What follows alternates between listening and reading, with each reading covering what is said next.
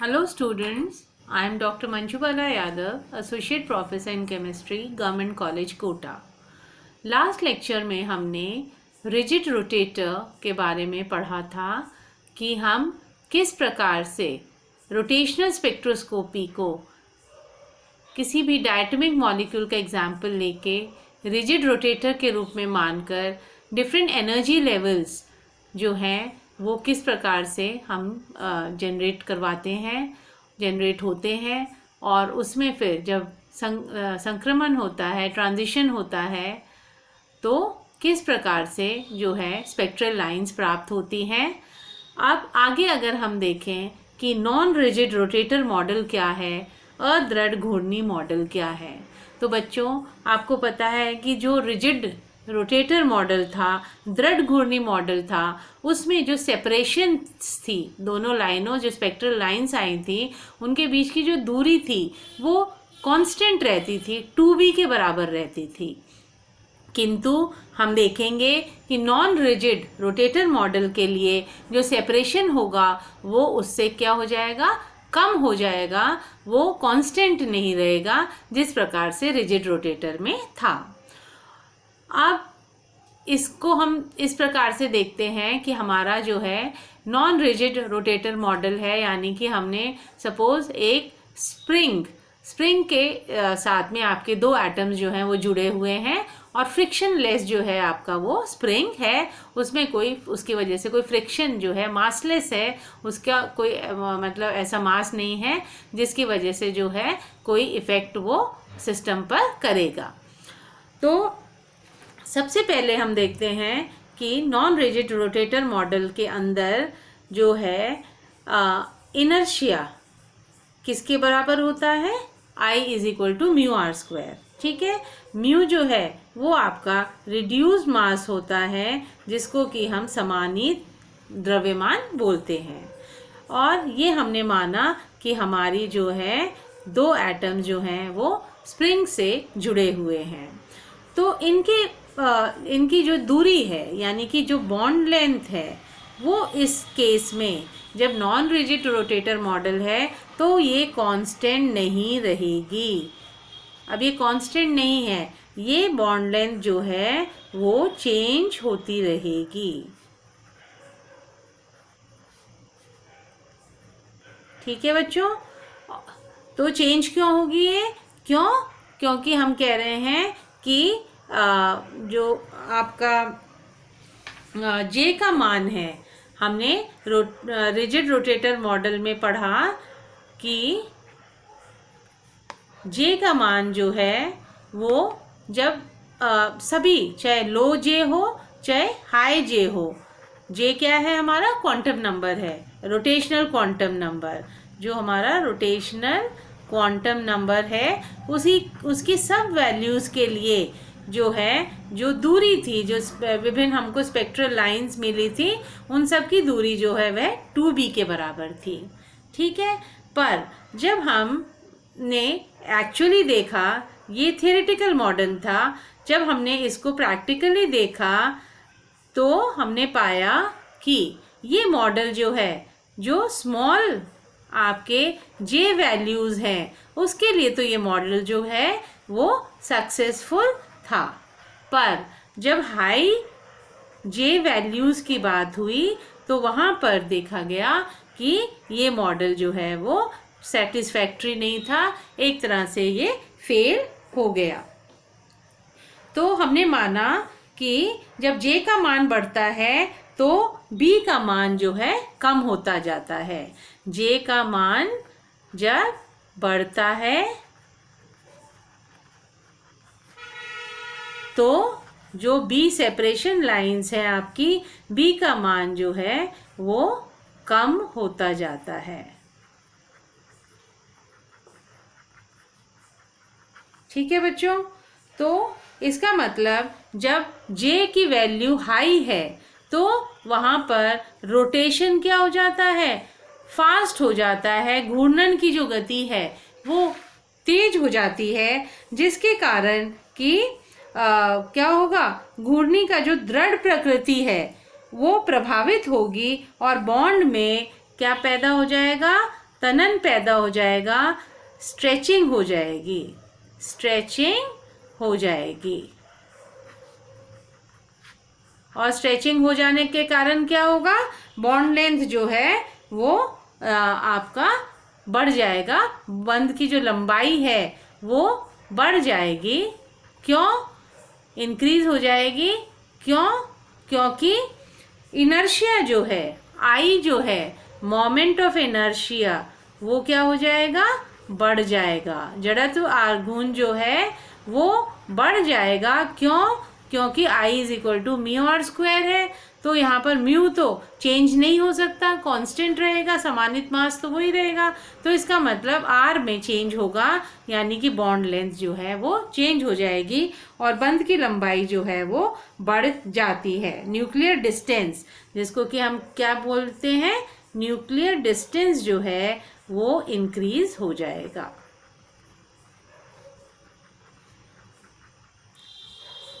ठीक है। अब हम अगर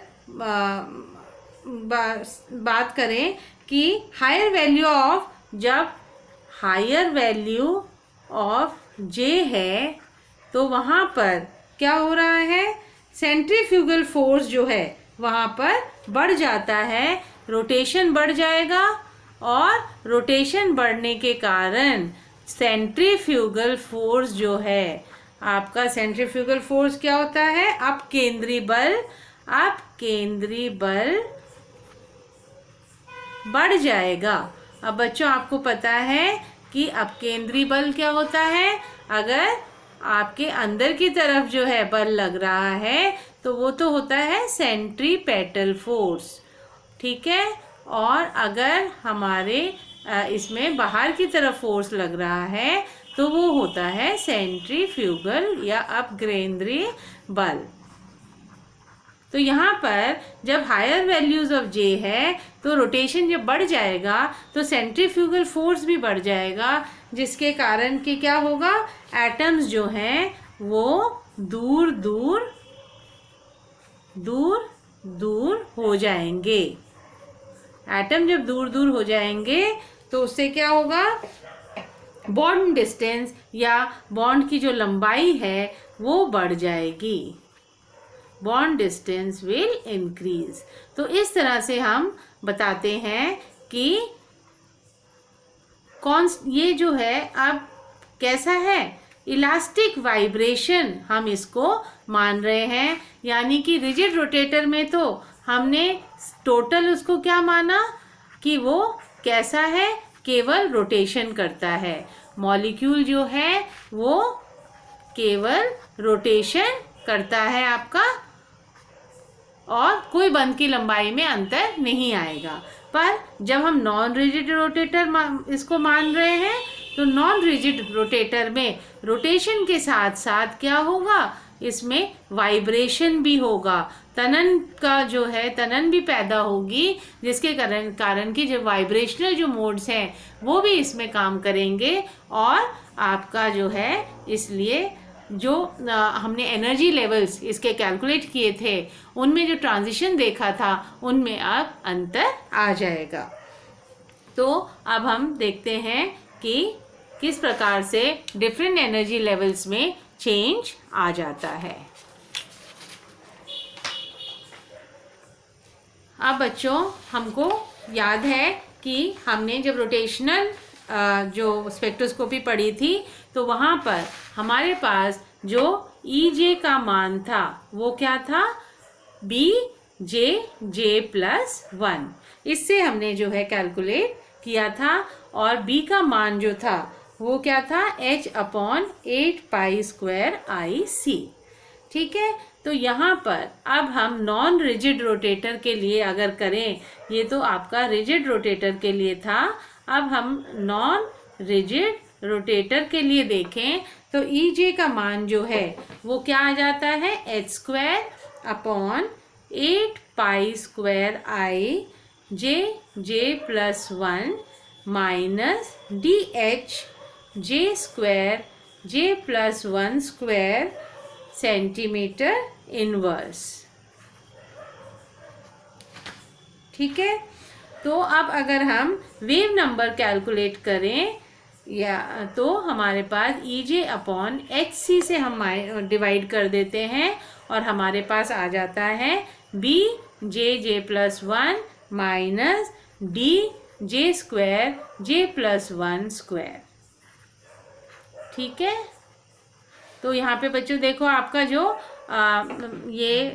EJ की जो वैल्यू थी वो क्या थी, h² upon 8π² JJ+1 minus DH minus इसको जो है अलग अलग इसमें ब्रैकेट्स ले लेते हैं, इसका ब्रैकेट अलग ले लो और यहाँ पे इसका ब्रैकेट अलग ले लो। ठीक है, अब यहाँ पे BJ+1 माइनस DJ+1²। अब यहाँ पे हम देख रहे हैं कि EJ h² अपॉन 8π² आए हैं। अब जब हमने इसको HC से डिवाइड कर दिया वेव नंबर लाने के लिए, तरंग संख्या लाने के लिए, तो हमारे पास यहाँ पर ये B जो है वो आ जाता है। क्यों? क्योंकि हमारा HC से आप डिवाइड कर रहे हैं तो एक H जो है ख़त्म हो जाएगा और नीचे C आ जाएगा, तो B का मान जो है वो H अपॉन 8π² IC आ जाता है। तो ये हमारा जो है B, इसमें रोटेशनल कांस्टेंट हम बोलते हैं। B क्या है? रोटेशनल कांस्टेंट, घूर्णन स्थिरांक। और ये जो D है ये क्या बोलते हैं? सेंट्रीफ्यूगल डिस्टॉर्शन कांस्टेंट, या जिसको बोलते हैं अपघूर्णी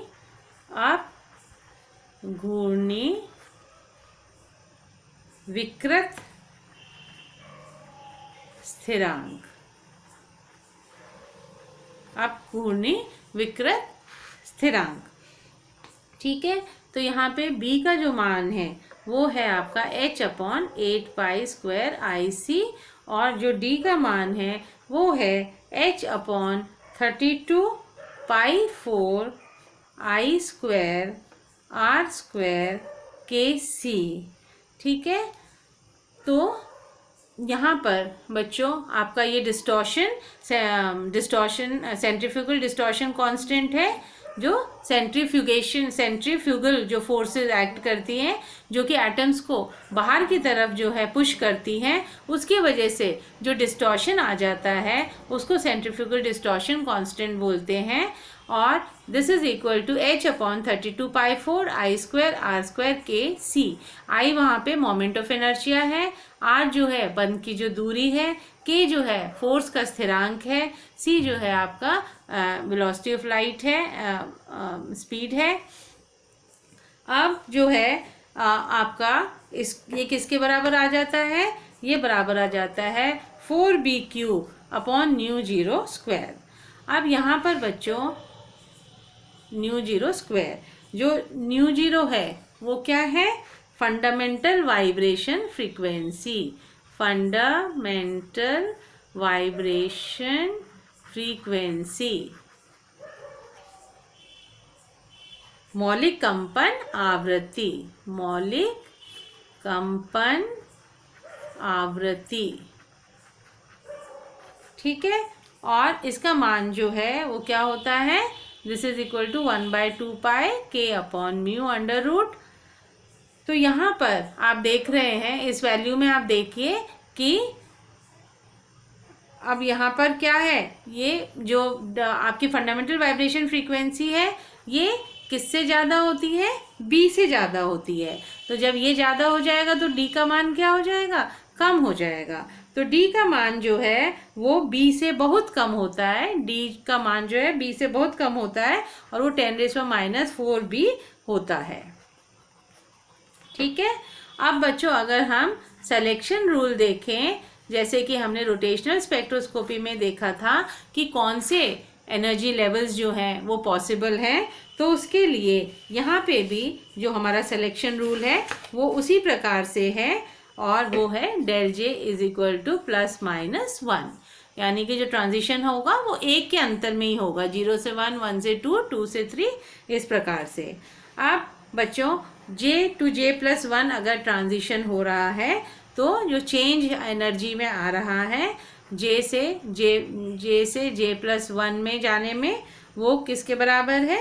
ई, या आपका जो है एनर्जी जे प्लस वन माइनस एनर्जी जे।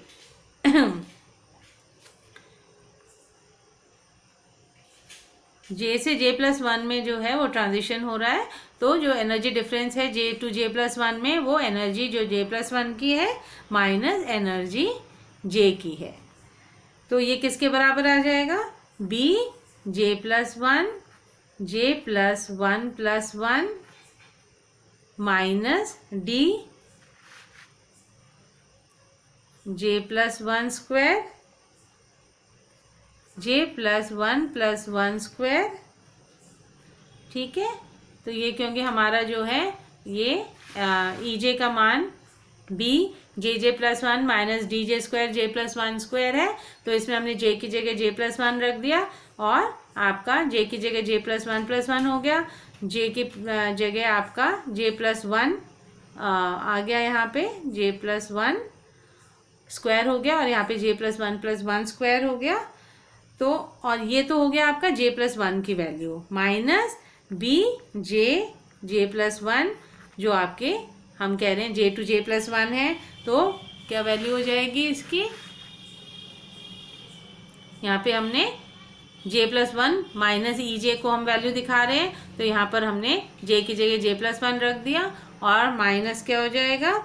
B J plus one minus D J square J plus one square centimetre inverse. तो जब हम इसको कैलकुलेट करेंगे तो खोलेंगे तो हमारा मान आ जाएगा 2b J plus one minus 4d J plus one cube centimetre inverse. ठीक है, अब ये तो हमारे एनर्जी लेवल्स की बात करी हमने। अब इसी तरह से अगर हम आवृत्ति तरंग संख्या की बात करें तो इसका मान क्या हो जाएगा? जे से जे प्लस वन में इसका मान हो जाएगा 2b जे प्लस वन, यही मान रहेगा, minus 4d J plus one cube centimetre inverse. अब बच्चों अगर हम इनकी वैल्यूज़ कैलकुलेट करें अलग अलग ट्रांजिशन के लिए कि जब 0 से 1 हो रहा है, 1 से 2 हो रहा है, तो जो आपके वेव तरंग संख्या की जो वैल्यू आ जाएगी 0 to 1 की, वो क्या हो जाएगी? 2b, आपका फॉर्मूला क्या है? 2b J plus one minus 4d J plus one cube. तो यहाँ पे रख दीजिए, जे का मान क्या रख देंगे? 0 plus one minus 4d 0 plus one का क्यूब। ठीक है, तो ये कितना हो जाएगा आपका? ये 0 प्लस वन है, 0 प्लस वन है ये, तो 2b आ गया माइनस ये 1 का क्यूब है 1 ही रहेगा, तो 2b minus 4d centimetre inverse. अब बच्चों अगर हम आपका 1 to 2 देख रहे हैं तो यहाँ पे क्या हो जाएगा? 2b आप 1 से और 2 लेवल पे जा रहा है, तो 1 plus one minus 4d 1 plus one, J की जगह हमने 1 रख दिया, क्यूब इसका, तो 2b माइनस ये कितना हो गया? आपके 2 का क्यूब तो 8 हो गया, 8 4 ज़ा 32 है ना, तो 2b minus 32d centimetre inverse. अब अगर हम 2 to 3 देखें तो आपके पास क्या हो जाएगा? 2b, अब ये j प्लस वन है तो 2 plus one minus 4d 2 plus one cube, इसको कैलकुलेट करिए तो 2b आपका कितना हो गया? 3 2 ज़ा 6b माइनस 3 का क्यूब करेंगे तो 3 3 ज़ा 9 3 ज़ा 27 27 4 ज़ा कितना हो जाएगा? 108d centimetre inverse. आप जो है इसी प्रकार से 3 to 4 आप कैलकुलेट कर सकते हो, that will be 2b 3 plus one minus 4d 3 plus one cube. Okay, so this will give you 8b 4 8b हो गया और माइनस ये आपका हो गया 256D। ठीक है, इस प्रकार से हम डिफरेंट एनर्जी लेवल जो है कैलकुलेट कर सकते हैं। अब अगर हम इनका जो है उपरोक्त में हम देखते हैं कि स्पेक्ट्रल लाइंस जो हैं वो समान दूरी पर नहीं है, बल्कि उनके बीच की दूरी जो है वो जे के मान बढ़ने पर कम होती है। अब कोई स्पेक्ट्रल लाइंस में जो दूरियां हैं वो समान नहीं है, कांस्टेंट नहीं है। पहले हमने रोटेशन में रिजिड रोटेटर में क्या देखा था, रिजिड रोटेटर में हमने देखा था कि जो लाइंस की सेपरेशन थी वो 2b के बराबर थी, separation between lines, separation between spectral lines. पर यहाँ पर जो है वो आप देख रहे हैं कि 2b minus 4d, 2b minus 32d, 6b minus 108, 8b minus 256, तो इनमें जो है वो डिफरेंस आ रहा है, ये कांस्टेंट नहीं है। और अब अगर हम इनको वो करें, प्लॉट करें, तो हम देखते हैं कि अगर आपका जो है स्पेक्ट्रल लाइंस पहले क्या थी,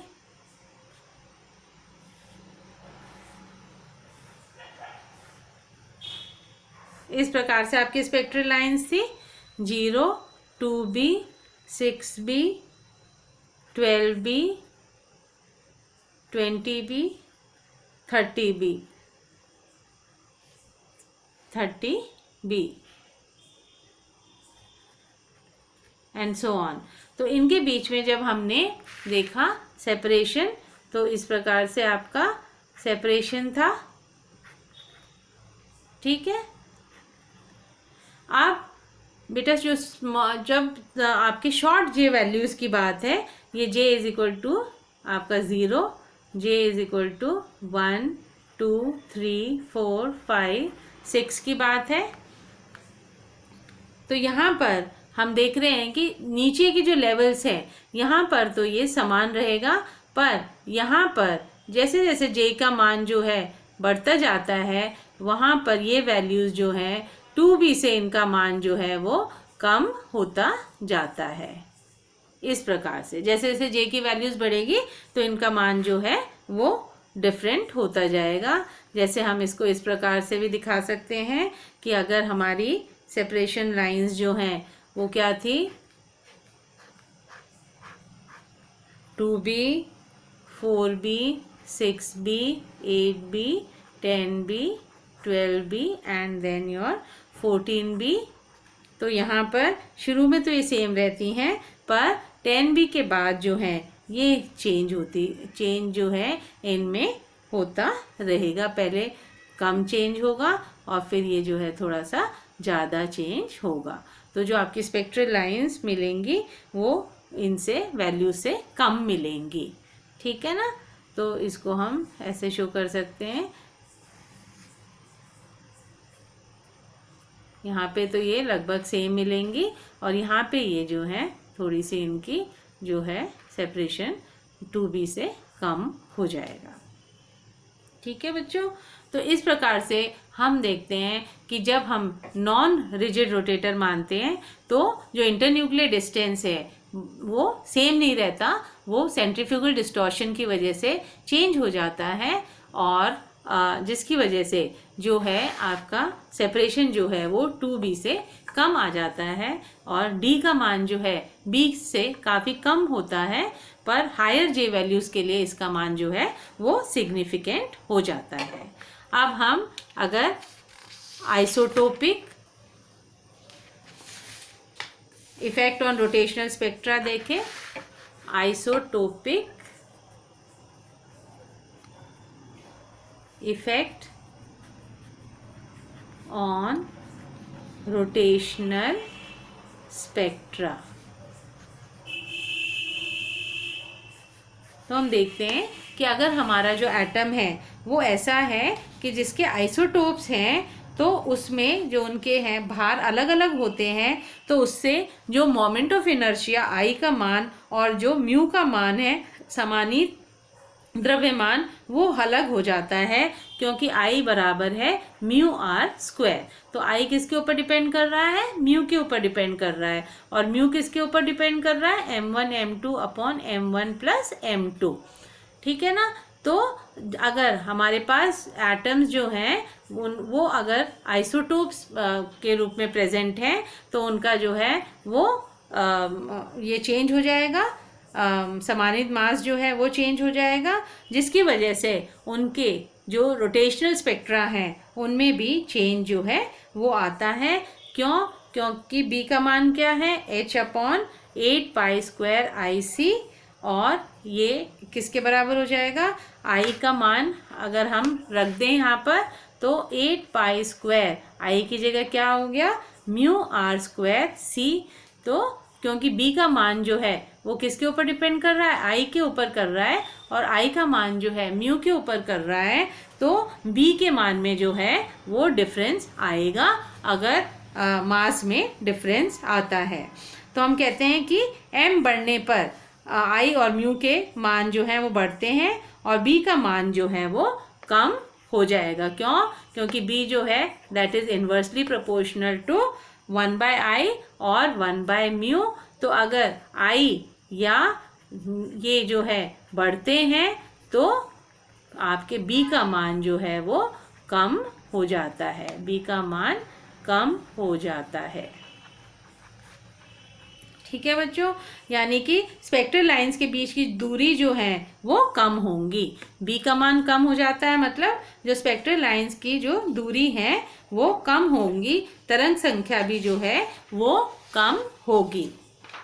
अब जैसे उदाहरण के तौर पर अगर हम देखें कि 12 अगर हमारा कार्बन मोनोऑक्साइड है तो उसके लिए जो तरंग संख्या का मान है वो 3.842 है, यानी कि b का मान क्या हो जाता है? 1.921 सेंटीमीटर इनवर्स हो जाएगा। जबकि अगर हम 13 कार्बन मोनोऑक्साइड ले रहे हैं तो उसके लिए जो आपका तरंग संख्या का मान है वो 3.673 है, यानी कि b का मान जो है वो 1.836 सेंटीमीटर इनवर्स हो जाता है।